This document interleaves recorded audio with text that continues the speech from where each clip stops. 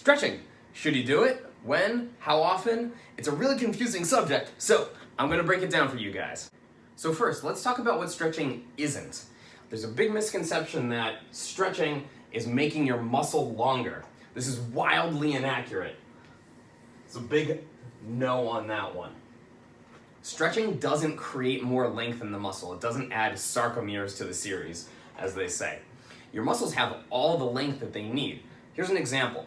If you can take one leg and bring it up so that you're 90 degrees from one leg to the other, you can do the full splits. If you can do this on one side, and then you can do it on the other side, there's no muscle that connects from one side of the groin to the other. So you should be able to do a full split if you can do each individual side.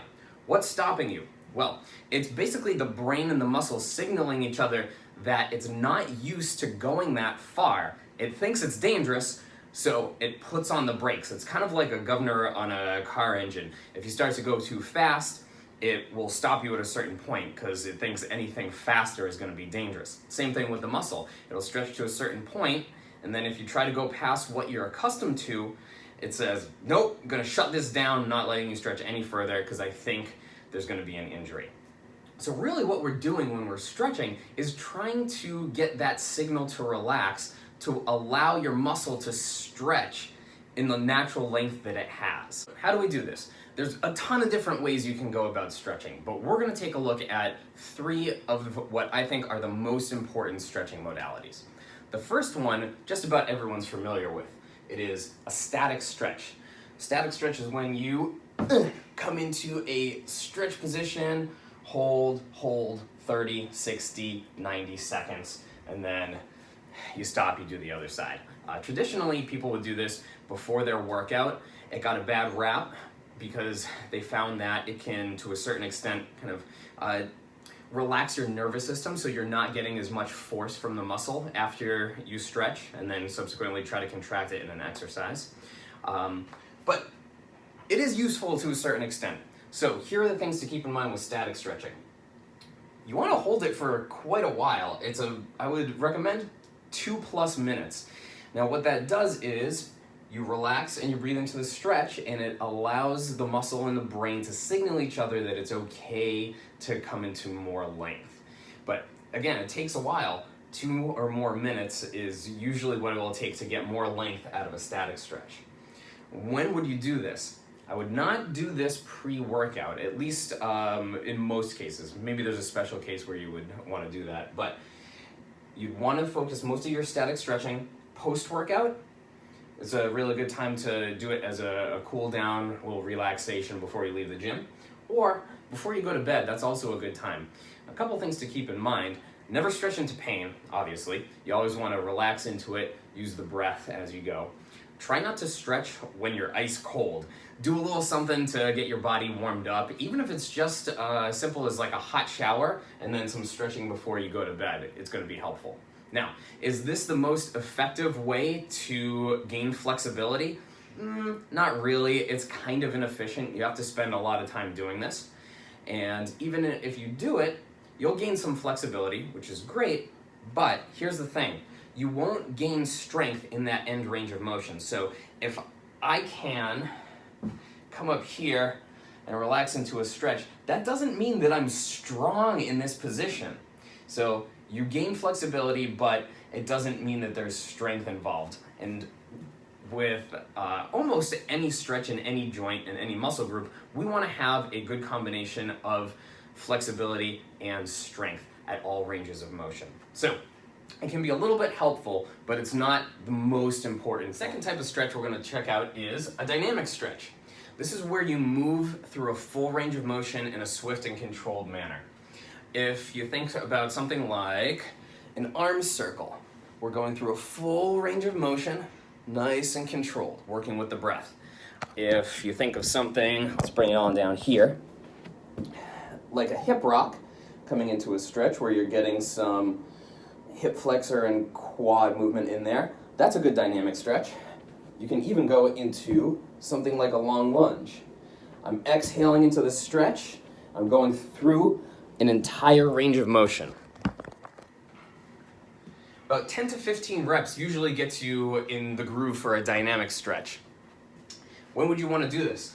Pre-workout. It's great before your workout, before you get to your heavy stuff. It helps move through a full range of motion, get your body warmed up. It is a staple of my routine. I do dynamic stretching before everything, whether it's cardio, strength training. I'll even do it if on an off day when I'm recovering, just to keep my range of motion fluid and healthy. So pre-workout, you can also do it in the morning. If you wake up, you want to get your body going, do a little dynamic stretching. Start slow. You're probably going to be stiff in the morning. Ease into it, but within about 10 to 15 reps, you should really feel your body loosening up. So something like arm swings, lunges, side lunges, something like a Jefferson curl where you're moving your spine through a full range of motion. That's another good one. That's a dynamic stretch. Now the third type of stretching we're going to take a look at is like the secret weapon of stretching. It's not really popular, but it's probably the most effective way to gain flexibility and strength through your joint and your muscle. And it is PNF stretching. It stands for proprioceptive neuromuscular facilitation. Basically what we're doing is coming into a relaxed stretch position, contracting the muscle that's being stretched somewhere between 6, 10, 12 seconds, and then releasing into another relaxed stretch. So let me give you guys an example. See if I can get this on camera effectively. Yeah, that should do it. So here I am in a hamstring stretch. This is about as far as I can go to start. And what I want to do is, as I'm in that stretch position, I contract my hamstring. So I'm pushing my leg down, almost like I'm trying to push it through the table, contracting this muscle, and I'm holding 6, 5, 4, 3, 2, 1. I exhale, I relax the hamstring, and I go a little further into the stretch. And then I repeat. Contract, push that leg down. 6, 5, 4, 3, 2, 1. Exhale. Relax a little further into the stretch. Each time you exhale and relax, you should be able to get a little bit further. So you hold the contraction for about 6+ seconds, and then you can go through about 3 to 10 rounds of the stretch and relax. It is super duper effective. You'll immediately feel more flexibility, and at the same time, you're gaining some strength in that end range of motion by doing that isometric contraction. The reason why this works is because when you contract a muscle, it gets fatigued, and when it's fatigued, you can get a little bit more relaxation and length out of it. So it's really efficient and extremely effective for gaining range of motion and flexibility. When would you do this? Post-workout, it's a really good time to do it. You're warm, it's gonna help you relax, cool down, and also get in some flexibility.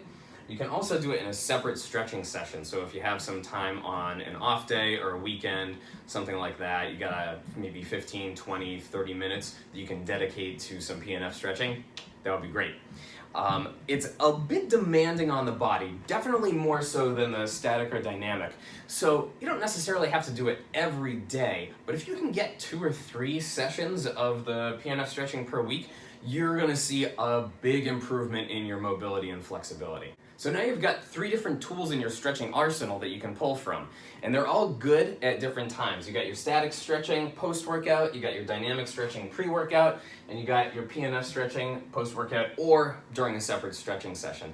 If you can integrate these a little bit with your routine during the week, you're gonna see a ton of improvement in your mobility and flexibility. You'll be able to throw those high kicks and things like that, and just feel better overall in your body. It's often neglected, but stretching is super duper important if you want a well-rounded, balanced, and athletic physique. So give it a try. If you have any questions, just write them to me below, and if you liked what you saw, hit subscribe so you can get all the updates that I send out. All right, have a good one, guys.